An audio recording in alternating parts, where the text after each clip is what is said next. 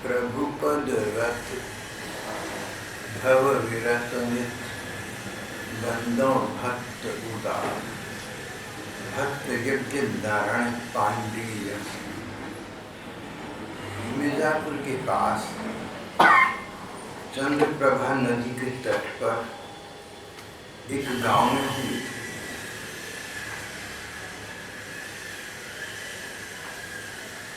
यज्ञ नारायण छोटे बच्चे थे, कभी उन्हें भगवान के प्रति भक्ति भाव में बहुत सक्रिय रुचि थी। संस्कारी बालक थे, पूर्व जन्मों की साधना लेकर आई थी। संस्कृत के छोटे छोटे स्तोत्रों को कंठ कर देती, उन्हें गाती रहती, इसमें उनकी बहुत रुचि थी। माता पिता का सदाचारमय जीवन था, अध्यात्म धारा थी, उसका इनके निर्मल मन पर बड़ा गहरा प्रभाव पड़ा। घर का वातावरण जैसा हो, प्रायः बच्चों पर वैसा प्रभाव पड़ जाता है। माता पिता का भक्ति भाव व संसार हो, अध्यात्म प्रधान स्वभाव हो, तो घर का वातावरण वैसा बन जाता है और प्रायः बच्चों पर उसका प्रभाव पड़ जाता है। अनिवार्यतः तो ऐसा नहीं होता, लेकिन प्रायः होता है कि बच्चों पर माता पिता की भाव स्वभाव का प्रभाव पड़ जाता है। यज्ञ नारायण के माता पिता भक्ति भाव वाले थे, अध्यात्म निष्ठ थे, उनका प्रभाव इस बच्चे पर पड़ा। इस पर राम नाम की अमिट छाप पड़ गई, पक्के संस्कार बन गए। थोड़े से बड़े हुए तो भगवान राम में इनकी इष्ट निष्ठा हो गई। इष्ट निष्ठा, भगवान के सभी रूप समान रूप से अच्छे पूर्ण है, पर किसी एक रूप में अपने मन को लगा लेना, भगवान के किसी एक रूप को, राम को या कृष्ण को अपना आराध्य, अपना उपासक मानना, इसका लाभ है कि एक स्थान पर मन लग गया। हमने इष्ट निष्ठा, एक अपने आराध्य ठाकुर चुन लिए, एक उपास्य ठाकुर चुन लिए, उनमें मन लग गया। शेष सब रूप उन आराध्य ठाकुर के ही रूप है, उनके प्रति उतनी ही आदर सम्मान की भावना होगी जितने अपने इष्ट दिए। पर भोग लगाना, सेवा करना, आरती उतारना, भजन करना अपने इष्ट ठाकुर के सामने होगा। यज्ञ नारायण बच्चे थे, भगवान राम के प्रति इनकी इष्ट निष्ठा हो गई। राम जी ने भावना जागी तो राम जी से साहित्य, राम जी में भावना जागी तो राम जी से संबंधित साहित्य, राम जी से संबंधित सत्संग, सभी में रुचि डाल गई। प्रेम का ये लक्षण है। और जहाँ तुम्हारा प्रेम होगा, वहाँ तुम्हारा मन अपने प्रेमास्पद के विषय में पढ़ना चाहेगा, सुनना चाहेगा, अपने जनों को उस पर लगाना चाहेगा, उनके जनों के प्रति स्नेह और सम्मान का भाव हो जाएगा। प्रेम का ही लक्षण है। यज्ञ नारायण का अपने शैशव काल में ही राम जी में अनुराग हुआ तो राम जी के साहित्य में भी अनुराग हो गया। उनको राम जी की अनेक रामायणें हैं, अच्छी लगने लगी। सबसे अच्छी उन्हें तुलसीदास जी की रामायण लगी। तुलसीदास जी आज से 500 वर्ष पहले हुए थे। सूरदास, तुलसीदास लगभग समकालीन थे। तुलसीदास जी ने चौपाई और दोह में जो रामायण लिखी उसका नाम रखा रामचरितमानस। कई लोग गलती से इसको रामचरित्रमानस कहते हैं। पुस्तक का नाम, ग्रंथ का नाम रामचरितमानस है, रामचरित्रमानस नहीं है। तो रामचरितमानस में इनकी विशेष अभिरुचि हो गई। तुलसीदास जी की इस रामायण की अनेक प्रकरण इन्हें कंठस्थ हो गए, अच्छे लगते थे, रोज पढ़ते थे, पढ़ते पढ़ते याद हो गए। न जाने रामायण के कितने प्रसंग इन्हें कंठस्थ हो गए, बिना पुस्तक देखे उनका पाठ किया करते थे। रामायण अनेक हैं। दक्षिण भारतीय भाषाओं में कई रामायण वहाँ पर प्रचलित हैं। जैसे उत्तरी भारत में हिंदी में रामचरितमानस लोकप्रियता को प्राप्त है। वाल्मीकि रामायण, अध्यात्म रामायण संस्कृत में होने से लोकप्रिय तो नहीं है। सबसे पुरानी रामायण तो वाल्मीकि ऋषि की लिखी हुई है, लेकिन रामचरितमानस हिंदी भाषा में लगभग होने से इसकी लोकप्रियता बहुत बढ़ गई।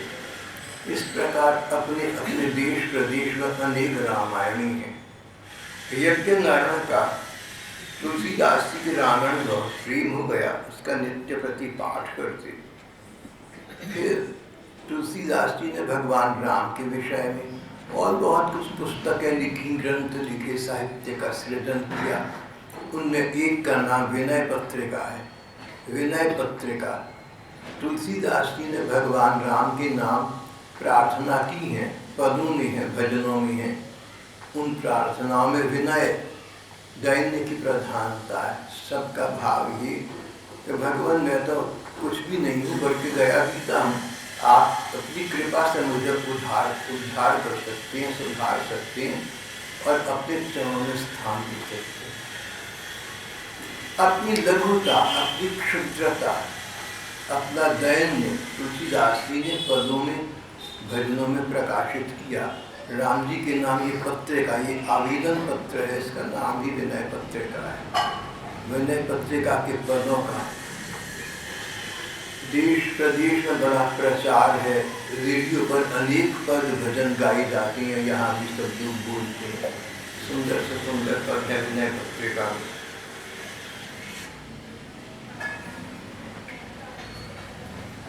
विनय पत्रिका तो यज्ञ नारायण को पूरी पूरी कंठस्थ हो गई, सारी पद सारी भजन याद हो गए, कंठ मधुर था, गायन बड़ा अच्छा होगा। राम जी के जनों में इनकी रुचि डाल गई। राम जी के जन कौन से? राम जी के जन तो राम जी के रामायण में उल्लिखित हैं। हनुमान जी, लक्ष्मण जी, उनकी माताएं, पिता, दरबार और उस युग के अन्य राम भक्त सभी इनके आकर्षण का केंद्र बन गए। लंबी लंबाई डॉग, जिसको तुम प्यार करते हो उसको कुत्ता भी अच्छा लगता है। एक वृंदावन प्रेमी कहते थे कि मुझे तो वहाँ के कीचड़ गाड़ी भी अच्छी लगती है। तो मैं उनकी निष्ठा पर मुग्ध हो गया। हम तो यही रोटी रहती है कि वृंदावन में गंदगी बहुत है, महंगाई बहुत है। वो वृंदावन प्रेमी थे तो बोले कि वहाँ की गंदगी और महंगाई सब मुझे अच्छी लगती है। मैं उनकी निष्ठा पर चकित रह गया। लेकिन जहाँ निष्ठा है इस प्रकार की होती है। यज्ञ नारायण की राम जी के भक्तों में बहुत रुचि हो गई, उनके चरित्र पढ़ने लगे। और फिर जल्दी ही एक स्थिति ये आ गई कि अपने जैसे सत्संग के पास ही 2-4 जने मिलकर बैठ जाए तो राम जी की चर्चा छिड़ जाए, राम जी के भक्तों की चर्चा छिड़ जाए। ये अपने आसपास वालों से राम जी की चर्चा करते। राम चर्चा और राम चिंतन बस इनके जीवन का यही सार भाव बन गया। अकेले बैठे तो प्रभु का चिंतन करने लगे, 4 के बीच में बैठे तो उन प्रभु की चर्चा करने लगे। राम जी की चर्चा और चिंतन इनके जीवन का मुख्य प्रतिपाद्य विषय बन गया। और कोई अपने सहमना, अपने जैसे मन के 2-4 सत्संगी मिल बैठे तो पूरी रात उनके सत्संग में ही कटती थी। रविवार के दिन राम जी के पास के मंदिर में नियमित कथा का कार्यक्रम रखते। जैसे जैसे आयु में बड़े होते गए तैसे तैसे इनका राम जी के प्रति भक्ति भाव बढ़ता गया। पास की एक मंदिर में जाकर राम जी की कथा भी करने लगी। यज्ञ नारायण अपने इष्ट ठाकुर में इस प्रकार पूरे पूरे लगे हुए, हर क्षण हर पल भगवत चर्चा, भगवत चिंतन। और उन्होंने अपने गृहस्थ को नकारा नहीं, अपने घर परिवार के प्रति अपने दायित्व का, अपने कर्तव्य का पूरा पूरा पालन किया, अकर्मण्य नहीं बने, गृहस्थी के सारे कार्य करते थे। सुबह सुबह स्नान संध्या से निवृत्त होकर शिव जी की पूजा करते, कमंडलू भरा जल, कमंडलू में जल भरते, दुर्गा सप्तशती की पोथी लिए गन्ने के खेत पर चली जाती, वहाँ दुर्गा सप्तशती का पाठ करती। आजकल नवरात्र चल रही हैं तो मेरे विचार से बहुत से बहन भाई दुर्गा सप्तशती का पाठ कर रहे होंगे।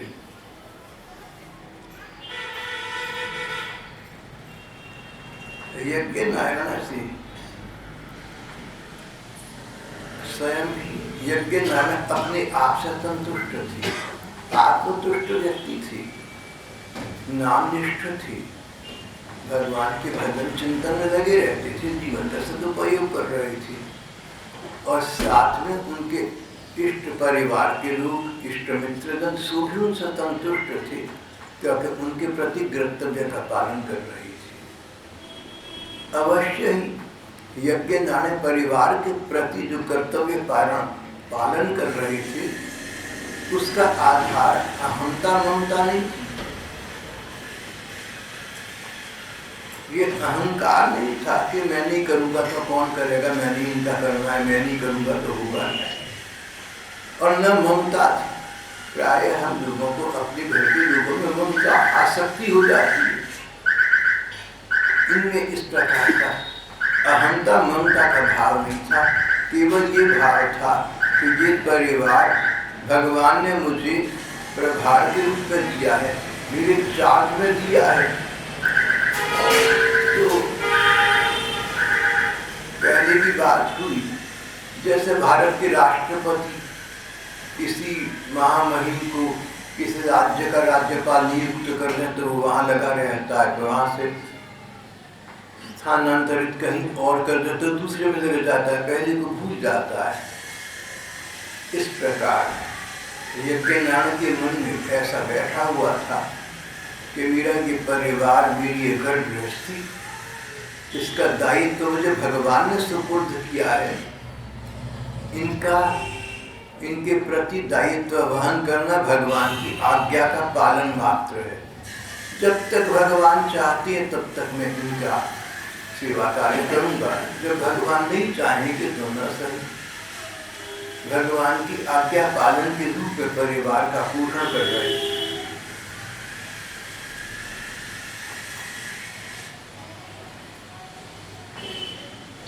एक बार इन्होंने तीर्थ यात्रा पर जाने का निश्चय किया, घर वालों से अवकाश लिया, उनसे आज्ञा मांगी और 2 साथियों के साथ इन्होंने अयोध्यापुरी की यात्रा की। यज्ञ नारायण स्वयं बड़े स्वस्थ शरीर के थे, हृष्ट पुष्ट पहलवान जैसे लगते थे। जो साधु 2 साथ पकड़े वो भी इन्हीं जैसे तगड़े थे। ये तीनों पैदल ही चल पड़े। जिस पथ से, जिस मार्ग से भगवान राम ने वन गमन किया था, उसी मार्ग से उसी प्रकार हर स्थान के दर्शन करते हुए रामेश्वर तक चले गए। देखिए, कहाँ तो अयोध्या और कहाँ रामेश्वर, पैदल चलते गए।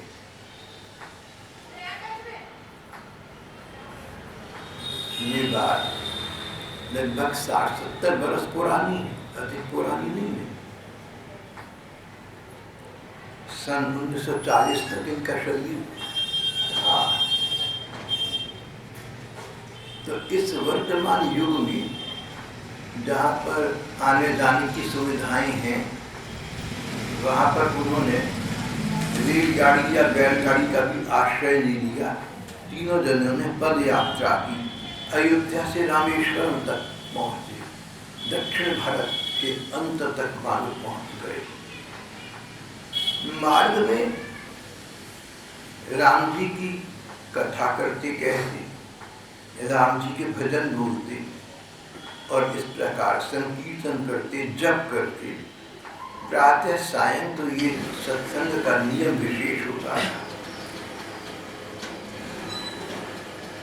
यात्रा मार्ग पर निकली, तीर्थ यात्रा पर निकली, तो मार्ग में इन्होंने भगवान के स्मरण को ही अपना प्रतिपाद्य बनाए रखा। बहुत से सत्संगी लोग आज भी ऐसा करते हैं, तीर्थों पर जाते हैं तो मार्ग में भी भगवान का नाम लेते हुए या संकीर्तन करते हुए, पद भजन बोलते हुए जाते हैं। याद रहे कि हम तीर्थ पर जा रहे हैं, याद रहे कि हम भगवान के किसी पुण्य स्थल पर जा रहे हैं। जैसे और जगह जाते हैं वैसे तीर्थ पर न जाना। जैसे और शहरों में, गाँव में घूमने जाती हूँ या काम से जाती हूँ, तीर्थ में जाना वैसा नहीं होता। तीर्थ में जाना तो भगवान के स्मरण के लिए होता है। इसलिए यात्रा मार्ग में भी भगवान का स्मरण करते हुए जाना तीर्थ यात्रा का एक अनिवार्य अंग है।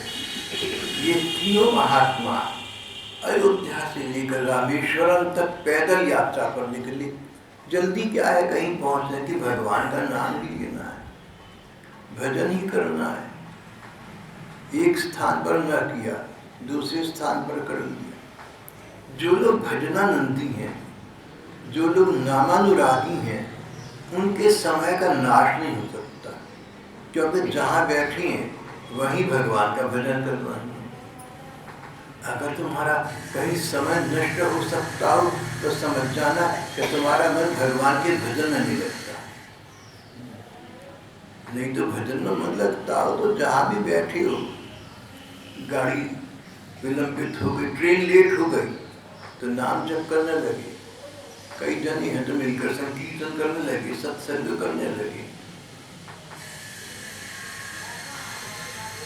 तो सन 1920 के आसपास, आज से 90 वर्ष पहले, यज्ञ नारायण और इनके दो साथी, ये तीनों महात्मा अयोध्या से निकले, पैदल चलते हुए, पद यात्रा करते हुए रामेश्वरम पहुंचे।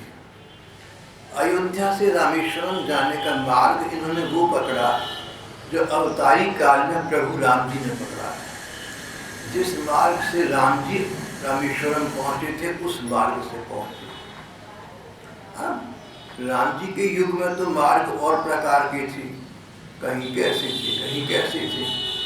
अब मार्गों में आसानी हो गई है, लेकिन उन्होंने सुविधा को ध्यान में नहीं रखा, राम जी को ध्यान में रखा। रास्ते भर विभोर रहे, रास्ते भर विभोर गदगद रहे कि हम उस सड़क पर जा रहे हैं, उस पगडंडी पर पाँव रख रहे हैं जिस पर राम जी ने पाँव रखे। रास्ते भर विभोर रहते, गदगद रहते, रोमांचित रहते। कहीं कहीं तो ध्यान मग्न होकर नयन निवेदित करके समाधिस्थ होकर बैठ जाती। हम उस स्थान पर चल रहे हैं जहाँ पर प्रभु राम जी ने पाँव रखे। ये वो स्थल है। कहीं अपने को धन्य मानते, हम उस पथ पर चल रहे हैं जिस पर राम जी चल कर गए थे, हम भी धन्य हो गए, हमारी पाँव धन्य हो गए। पाँव वही हैं जो भगवान के पथ पर चलते हैं। हमारी पाँव आज धन्य हुई, राम जी के पथ पर चल रही हैं। इस प्रकार विभोर विभल हुए तीनों भक्त अयोध्या से रामेश्वरम चली जा रही थी।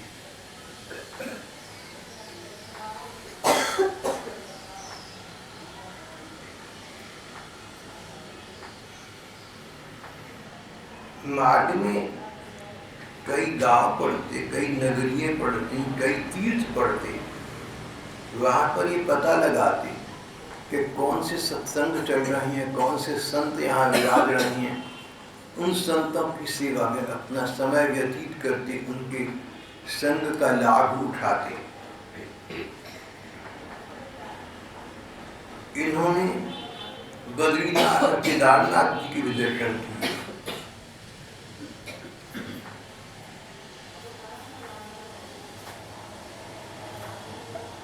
बहुत से लोगों का ऐसा विश्वास है कि इन्हें अपनी इस यात्रा के दौरान भगवान के साक्षात दर्शन हुए। खुली आंखों से सामने भगवान खड़े हंसते मुस्कुराते दिखाई दिए थे। इन्हें भगवत साक्षात्कार प्राप्त था।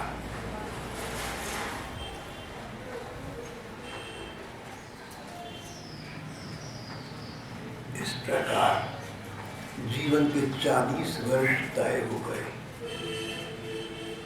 सोचा कि उमरिया बीत चली, समय व्यतीत हो गया, प्रौढ़ावस्था आ गई, अब राम नाम में ही लग जाना चाहिए।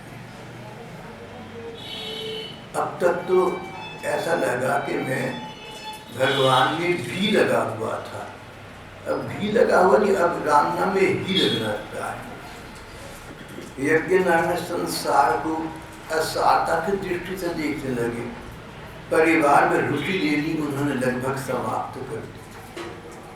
घर के लोग कोई राय मांगते तो ठीक राय जो समझते सो दे देते, पर आग्रह नहीं करते थे कि तुमने मेरी बात को मानना है, मेरे अनुभव से लाभ उठाना है, ऐसी बातें नहीं करते थे। उपरत भाव से, उपरांत भाव से घर वालों को सलाह दे देते, मशवरा दे देते और भूल जाते। एक आदर्श गृहस्थ थे। धर्म ग्रंथ कहते हैं कि 50 वर्ष होने पर तुम अपने घर में अतिथि बनकर रहो, 50 वर्ष के होने पर तुम वानप्रस्थ आश्रम ग्रहण कर दो, 50 वर्ष के होने पर घर में अपरिचित की भांति रहो। सर्वपल्ली राधाकृष्णन कहते हैं, Buddha lived like a stranger in his own house। Mahatma Buddha अपने राजभवन में, अपने घर में ऐसे रहते थे मानो नए हो, मानो अपरिचित हो, अनजान हो, मानो उनका घर न हो। उनको पता ही नहीं कि घर में क्या हो रहा है, कहाँ क्या है। घर की सुख सुविधाओं से, घर की कोई दुख दुविधाओं, तो उनसे बुद्ध का कोई संबंध न रहा।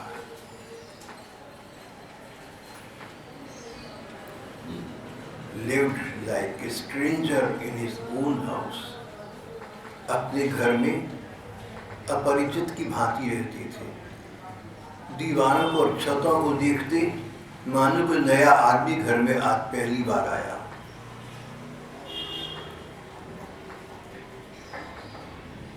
भागवत में लिखा है कि अपने घर में अतिथि की भांति रहो। ये प्रसंग पहले भी कई बार आ चुका है। आप किसी के घर मेहमान बनकर जाएं, वहाँ की सुख सुविधाओं का लाभ उठाएं। आते समय आपको दुख नहीं होता कि सुख सुविधाओं से मेरा विक्षोभ हो रहा है, आपके मन में सुख होता है। आप उस व्यक्ति का धन्यवाद करते हैं जिसने अपने घर आपको बुलाकर सुख सुविधाएं दी। वहाँ से वापस अपने घर आए तो उन सुख सुविधाओं को भूल गए। अतिथि की भांति अपने घर में रहो। घर में सुख सुविधाएं हैं, उनका लाभ उठाओ, तो ऐसे मानो कि तुम अतिथि होकर लाभ उठा रहे हो। उनमें आसक्त मत होना, उनमें ममता मत रखना, उनसे कल की आशा मत रखना। आज है तो कल को भी रहेगा, ऐसा न सोचो। जो सुविधाएं घर में आज मिल गई,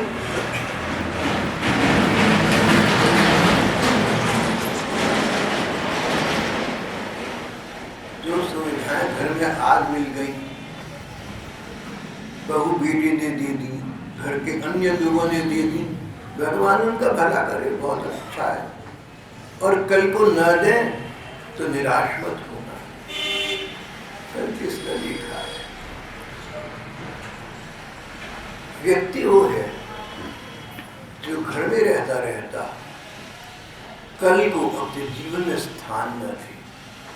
जो कल बीत गया उसकी अच्छी बातों को याद करके तुम कल्पना मत, आज मत दुख मनाना कि कल तो कितना अच्छा था, कैसा जमाना था, हमारे घर में ये बातें होती थी, अब तो मेरी घर में जगह नहीं रही, अब तो ऐसा लगता है कि मेरा इस घर में कोई स्थान ही नहीं है, कोई महिमा ही नहीं है। कल के सुखों को याद करके अपने आज को न बिगाड़ना, और कल को दुख भी ले भूतकाल में तो उनको याद कर करके अपने मन को कष्ट में मत डालना।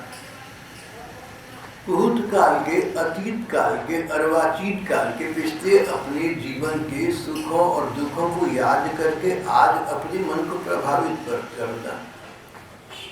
जो बीत गया समाप्त हो गई बात, अब उसको भूल जाओ।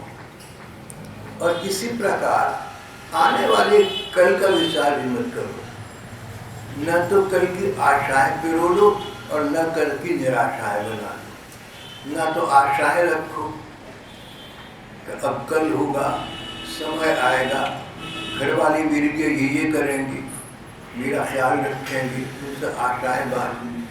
आशाएं बांधोगे और आशाएं पूरी ना हो तो निराशा होगी। उस उम्र में जाकर निराशा को सहन करना बड़ा कठिन हो जाएगा। अभी से अपने मन को तैयार रखो कि जो होगा भगवत इच्छा से होगा, भगवान के विधान से होगा, मेरे भले में होगा। कल की आशाएं न लगाओ और अनागत की चिंता भी न करो। जो कल अभी आया नहीं उसके विषय में कोई आशंकाएं मत रखो, कोई भय मत रखो, कहीं ऐसा ना हो जाए, कहीं वैसा ना हो जाए, कहीं ये रोग न लग जाए, कहीं लोग ऐसा न कर दें। अरे जब होगा समय तब देखा जाएगा, भगवान बलि करेंगे भैया। आने वाली समय की, भविष्य काल की आशाएं और आशंकाएं अपने मन में उनको स्थान न दो। जो कल बीत गया उस भूतकाल के जो अच्छे बुरे अनुभव हुए उनको भी मन में स्मरण शक्ति में स्थान न दो। वर्तमान है तो जीने के लिए है, अपने हिसाब से जीने के लिए है, भगवान का स्मरण करने के लिए है। न बीते कल को याद करो, न आने वाले कल को याद करो, वर्तमान में रहो।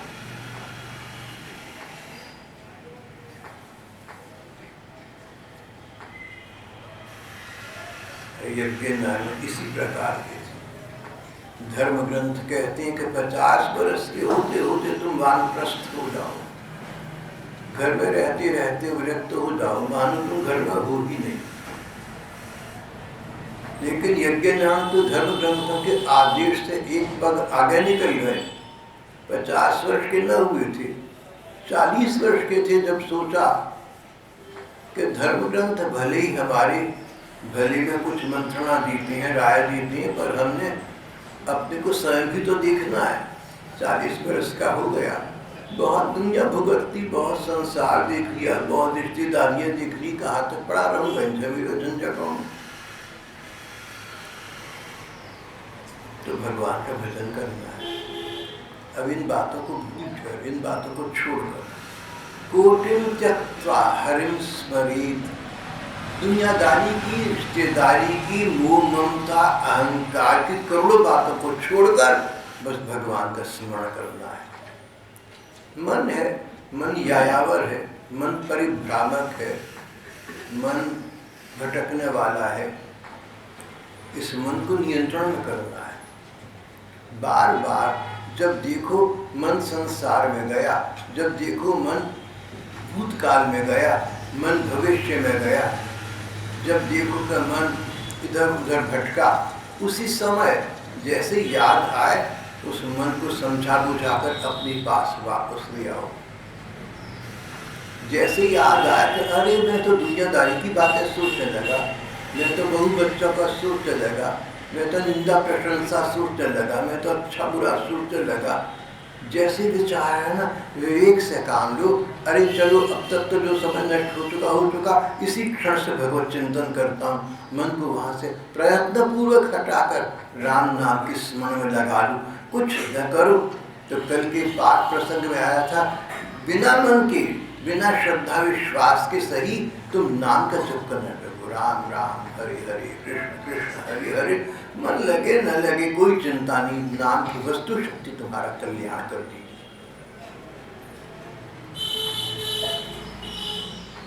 वर्तमान है तो भविष्य उज्जवल निर्माण करने के लिए,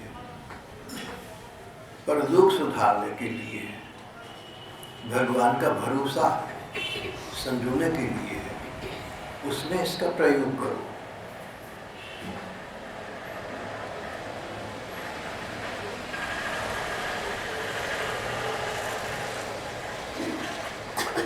जो बीत गया समाप्त हो गया, भूल जाओ उसे। जो आएगा वो अनिश्चित है, उसका विचार न करो।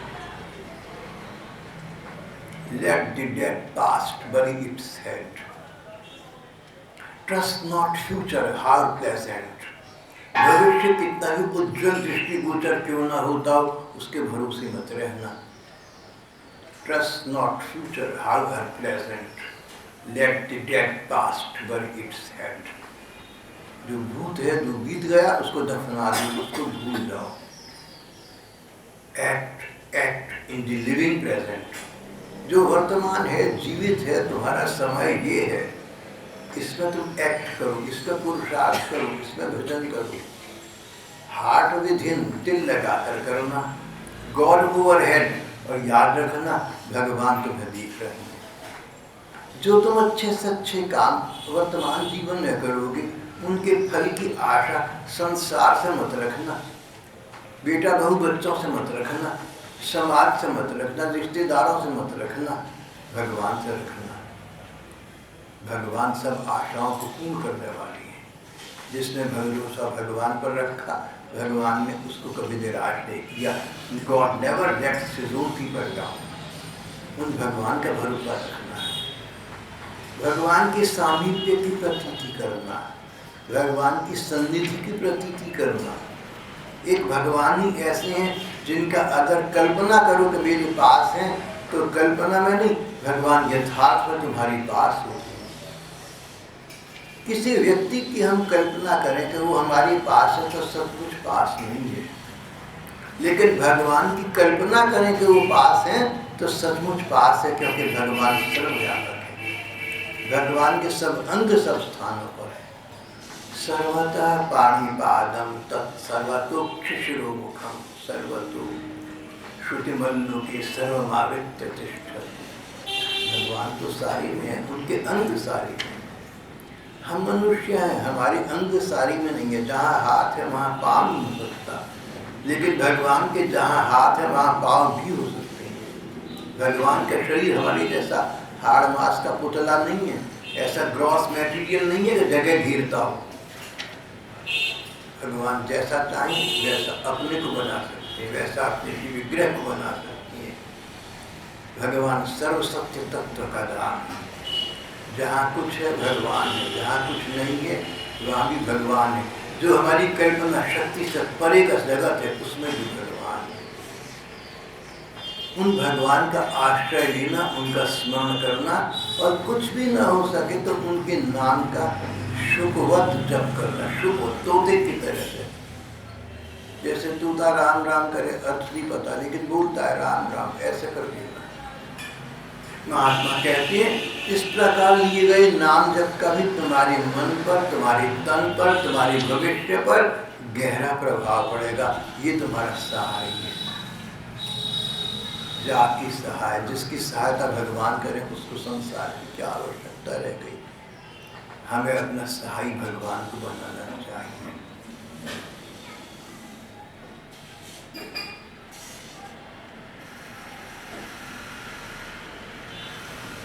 यज्ञ नाम इस प्रकार भगवत विश्वास की प्रतीक थे। 40 वर्ष के हुए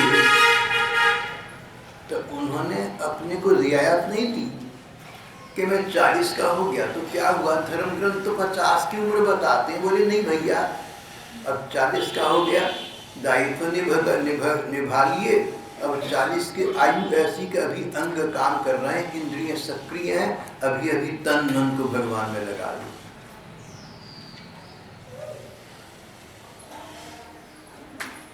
एक सिख बहन थी, जैसी तैसी करके MA करके उनको यहाँ अम्बाला के एक पब्लिक स्कूल में सर्विस मिल गई। कुछ दिनों के बाद उन्होंने सर्विस छोड़ दी। मैंने कहा सर्विस क्यों छोड़ दी? बोली ये विचार आया कि अभी तो खाने पीने का गुजारा चल रहा है और शरीर पुष्ट है तो नाम जप हो सकता है, रूप का ध्यान हो सकता है। आगे जाकर कहीं शरीर अपंग हो गया, अयोग्य हो गया तो क्या होगा? तब तो नाम जप होगा नहीं। इस प्रकार देश दुनिया में अनेक लोग हैं जो आध्यात्मिक दृष्टि से सोचते हैं, विशुद्ध भौतिकता की दृष्टि नहीं रखते, जिनका परमार्थ पथ है स्वार्थ पथ से जो विमुख हो गए, जिन्होंने अर्थ को अनर्थ समझ लिया। ज्ञान होने पर, विवेक होने पर इस प्रकार की समझ आ सकती है और बुद्धि में टिकी रह सकती है, ठहर सकती है। महात्मा कहते थे भैया भगवान का ज्ञान तेरे पास है, संतों का प्रसाद तुझे प्राप्त, चिंता क्यों करता है? भगवान के भरोसे निश्चिंत होकर आगे बढ़ता जा, तेरा पथ प्रशस्त हो जाएगा, तेरा मार्ग उज्ज्वल रहेगा।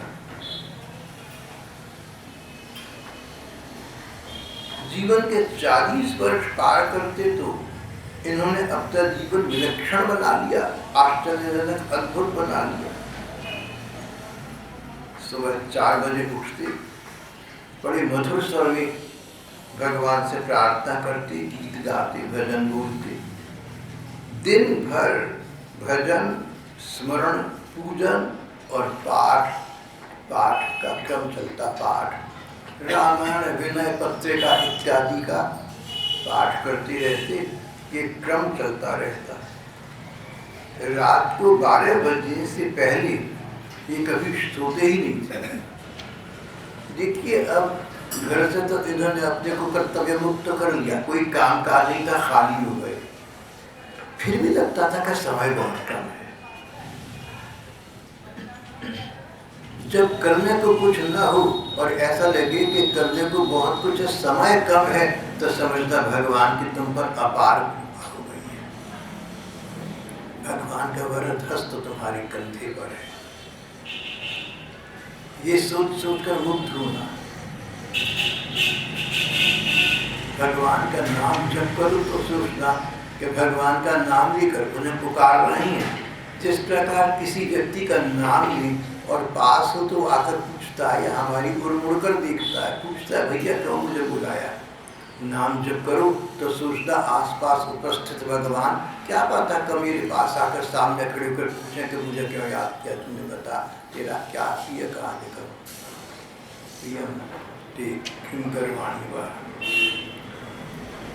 भगवान का ध्यान करो, उनके चरणों में मस्तक टिका लो तो अपने आप को धन्याति धन्य मानना, अपने को मुक्त विमुक्त कर लेना।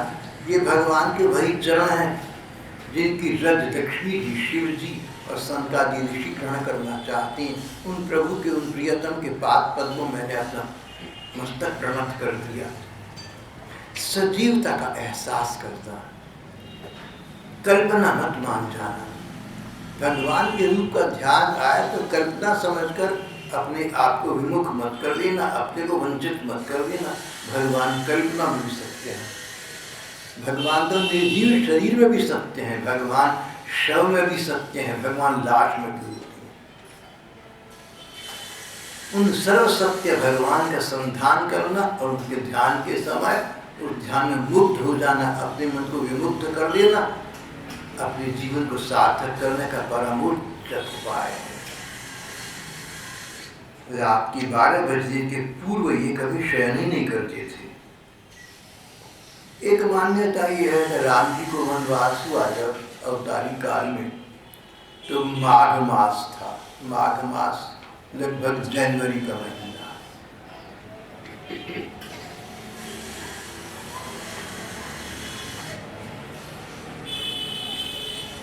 ये माघ मास में प्रतिवर्ष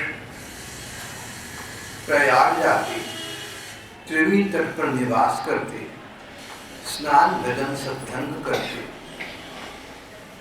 माघ मास में मेरे प्रभु राम जी वन गमन के लिए चले गए थे।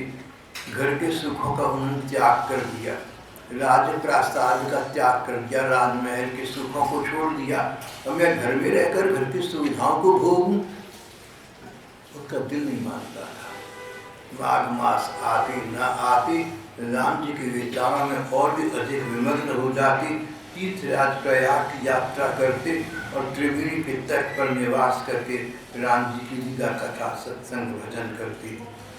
पूरे महीने भर रामलीला लिखा करते थे। रामलीला देखते समय उनकी स्थिति विचित्र होती थी। रामलीला में जो पात्र राम जी बनते, राम जी के जो स्वरूप होते, इनमें तन्मयता उद्दीप्त हो जाती। ऐसा लगता कि साक्षात तेरे प्रभु राम जी हैं, उनको अपलक टकटकी लगाकर देखते रहते थे। कभी कभी तो लगता था रामलीला में राम जी के दर्शन करते समय लगता था मानो ये जड़ पदार्थ हैं, ये चेतन नहीं, तन मन प्राण भगवान में बसे हुए थे, प्रत्येक क्षण भगवान के लिए व्यतीत होता था। उनके संपर्क में आने वालों का जीवन पवित्र ही नहीं हुआ, वे भगवान को पाने के लिए उत्कर्ष साधना में लग गए। इन्होंने अपने आप को तरम तारण बना लिया, स्वयं तो भजन में लग ही गए, जो आसपास इनके सत्संग में लोग आते उनको भगवान की भक्ति की उन्मुख कर दिया। वे भी भगवान को पाने के लिए उत्कट साधना में लग गए। और फिर सन 1940 आते आते उनकी आकृति तेजपूर्ण होती गई, उम्र बढ़ रही थी, समय आगे बढ़ रहा था, पर उनका व्यक्तित्व निखर कर आ रहा था। उनके मुखमंडल पर एक प्रकार का आध्यात्मिक तेज का प्रतिभास हो रहा था। और इस प्रकार सन 1940 में उन्होंने अपनी ये जीवन लीला संपन्न की और श्री भगवान के चरणों में स्थान प्राप्त कर लिया। यहाँ हमारा आज का प्रसंग समाप्त हो जाता है।